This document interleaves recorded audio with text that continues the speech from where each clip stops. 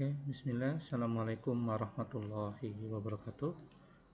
Bertemu lagi kita tentang pembelajaran fikih pada hari ini, yaitu kita akan belajar tentang namanya penyelenggaraan jenazah, atau kalau bahasa kita fardu kifayah lah. Fardu kifayah salah satu adalah mengurus jenazah. Seperti itu ya. Selanjutnya, sebagai pendahuluan, kita akan belajar tentang bagaimana tata cara pengusulan jenazah, apa itu tirkah, apa itu takjiah, dan apa itu ziarah. Ya, itu. Selanjutnya, sebagai pendahuluan tentang penyelenggaraan jenazah, yang dimana ingat nak, semua yang hidup itu pasti akan mati. Ya, jelas semua orang hidup asal manusia itu sudah ada di Al-Quran, ya, dan kita pun tidak bisa menghindari ya, seperti itu. Dan kita lihat gambar sebuah sinetron ada orang meninggal dunia. Ini hanya mungkin belajar lah, nggak kalau aslinya nggak seperti ini ya. Mungkin ini mereka lagi mengadakan tentang tata cara penyelenggaraan jenazah seperti itu. Nanti ada orang melihat ini ada ustadznya dan itu ada mayit di sini nantinya. Nah, secara pendahuluan, Allah menciptakan manusia dari tanah, dan kembali tanah pula lah setiap manusia itu dikumikan. Setiap manusia pasti akan mengalami kematian, dan tidak ada seorang pun yang mampu menghindari kematian. Sebagai firman Allah dalam surah Al-A'raf, yaitu ayat 34. Tiap-tiap umat mempunyai batas waktu, maka apabila telah datang waktunya, mereka tidak dapat mengundurkannya barang sesaat pun, dan tidak dapat pula memajukannya. Seperti itu. Jadi tidak ada nak, kalau orang mau meninggal itu tidak ada garansi perpanjang, tidak ada lagi. Habis kontrak lanjut, tidak ada. Habis kontrak ya sudah selesai. Seperti itu. Selanjutnya, sebagai pendahuluan, kewajiban penyelenggaraan jenazah. Maknanya adalah bagaimana kita mengurus ataupun merawat jenazah. Karena jenazah ini ya tidak bisa mengurus diri sendiri, makanya dia diperlukan diurus oleh orang lain. Dan orang lain yang mengurusnya itu harus ngerti bagaimana tata cara mengurus seorang yang sudah meninggal dunia. Seperti itu. Namun ya, kalau kita lihat di sini, namun lazimnya istilah mayit merupakan bagi orang yang telah mati. Nah, seperti itu. Ingat, kita membahas tentang mayit ya. Mayit dan jenazah akan terasa tumpang tindih dalam penggunaannya. Namun lazimnya ingat, mayit diperuntukkan bagi orang yang sudah mati, belum mendapatkan perawatan. Nah, itu. Sedangkan jenazah kerap ditujukan pada mayit yang sudah mendapatkan perawatan semestinya. Dalam syariat Islam terdapat beberapa perlakuan yang diberlakukan kepada mayit yang disebut dengan tahjiz mayat. Sedangkan dalam masyarakat itu dikenal dengan penyelenggaraan jenazah.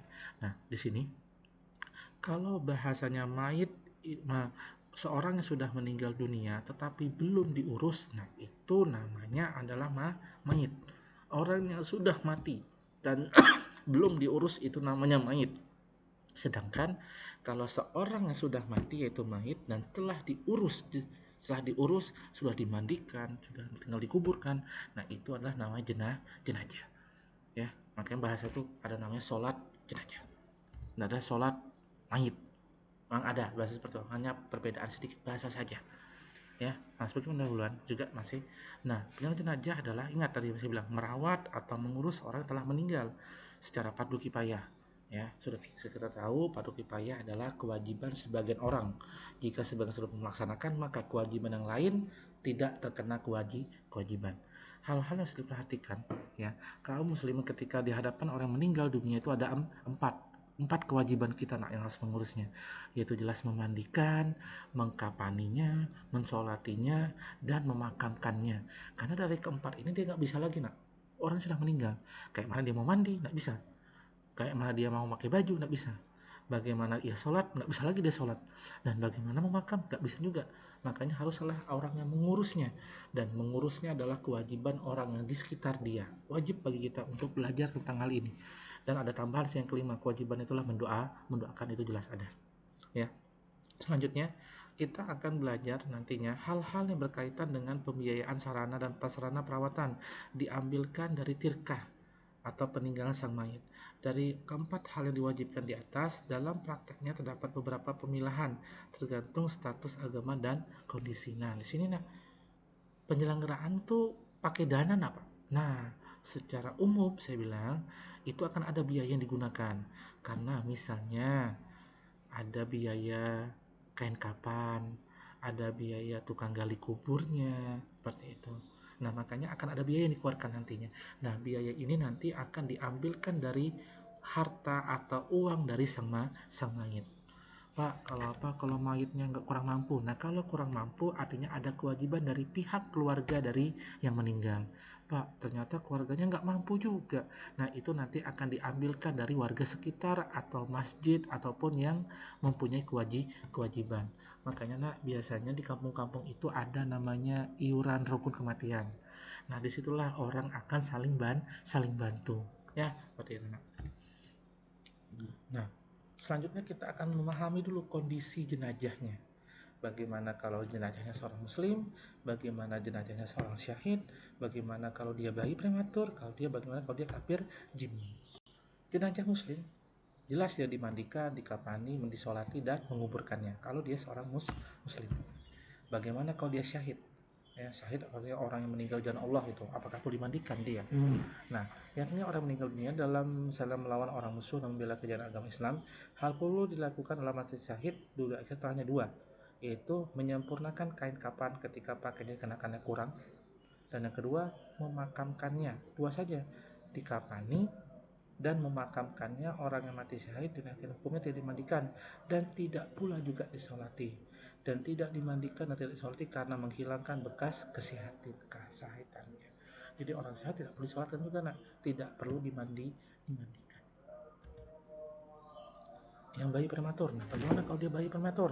Bayi prematur adalah bayi yang belum berusia 6 bulan dalam kandungan. Dalam kitab-kitab salat karena ada 3 macam kondisi bayi masing-masing memiliki hukum yang berbeda. Ketika macam kondisi tersebut adalah lahir dalam keadaan hidup. Ya, dalam keadaan hidup bisa diketahui dengan jeritan, gerakan atau lainnya. Yang perlu dilakukan adalah sebagaimana kewajiban terhadap mayat muslim dan dewasa. Nah, kalau dia lahir dalam keadaan hidup dan ia pun meninggal misalnya, tetap dia dimandikan, disolatkan dan dikuburkan seperti itu. Tetap dia utuh 4 tadi. Sedangkan kalau dia lahir dalam bentuk bayi sempurna namun tidak diketahui tanda-tanda kehidupan, yang harus dilakukan adalah kewajiban tersebut mensolatinya saja. Adapun hukum salibnya itu tidak diperbolehkan. Nah, artinya boleh kok nak disolati, boleh juga tidak. Ini kalau dia lahir sempurna betulnya tapi dia langsung meninggal. Tapi kalau yang di atas adalah lahir dalam keadaan hidup misalnya dan tiba-tiba ia meninggal. Kalau ini dia sudah dikeluarkan dalam keadaan sudah meninggal. Itu. Boleh disolati, tapi setidaknya tidak perlu disolatkan seperti itu. Yang ketiga, belum berbentuk manusia. Bayi demikian tidak ada kewajiban apapun, namun disunahkan membungkus dengan kain dan memakamkannya. Kalau dia memang mohon maaf belum berbentuk seperti bayi, tetap dibungkus. Tapi boleh nggak Pak dari angka 33 ini misalnya dia prematur, bayinya belum sempurna, tapi tetap disolati, tetap dimandikan. Nah itu kembali pada masing-masing. Itu sebetulnya ini hanya pendapat beberapa para ulama, antara dibolehkan atau tidak itu silakan, untuk tergantung dari keinginan dari pihak keluarga. Selanjutnya ada namanya kafir jimmi. Nah, kafir jimmi ini artinya bahasanya kafir yang tidak memerangi Islam, atau bahasanya orang yang hidup di sekitar tetangga kita.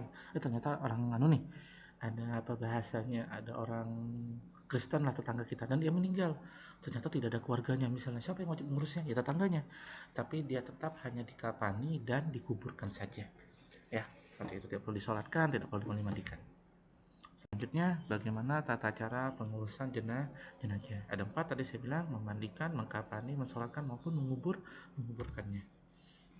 Memandikannya, tata caranya, sebelum mayat dibawa ke tempat memandikan, terlebih dahulu disediakan seperangkat alat mandi dulu yang dibutuhkan: air bersih, gayung, sabun, cair misalnya, air yang sudah dicampur dengan kapur barus misalnya, ya handuk tetap dihanduki dia, jangan basah-basah langsung di kamar, tidak boleh, itu kasihan dia. Kayak kita aja kalau mandi nggak dihanduk itu kedinginan pasti, ya. Nah, kita lihat tata caranya adalah orang-orang yang memandikan, tempat memandikan, dan etika dan cara memandikan yang harus diperhatikan, ya. Maksudnya tempat yang lebih tinggi itu kayak wadah, dibaringkan di atas suatu kayak ranjang, baru kita mandikan ke tempat yang lebih tinggi dari kita, ya. Orang-orang yang memandikan, kita perhatikan, orang yang memandikan harus jenisnya, ya sejenis, laki-laki dengan laki-laki maupun begitu juga sebaliknya, kecuali masih ada ikatan mahram, misalnya seorang suami istri. Jika mayatnya seorang anak kecil yang belum menimbulkan potensi syahwat, misalnya seorang istri meninggal dunia, suaminya boleh ikut memandikan, begitu juga sebaliknya, ya. Kalaupun orang yang lebih utama memandikan mayat laki-laki adalah ahli waris, asobah, atau anak laki-laki, misalnya seorang ayah misalnya meninggal dunia, nah jelas anak laki-lakinya, kakeknya, anak laki-laki, dan maupun lain-lainnya. Bila seorang perempuan, maka lebih utama adalah yang masih memiliki hubungan kerabat dan masih dalam ikatan mahram. Orang yang memandikan dan orang yang membantunya adalah orang yang memiliki sifat amanah, sifat yang sangat dipercaya ya, karena kadang-kadang kondisi mayat itu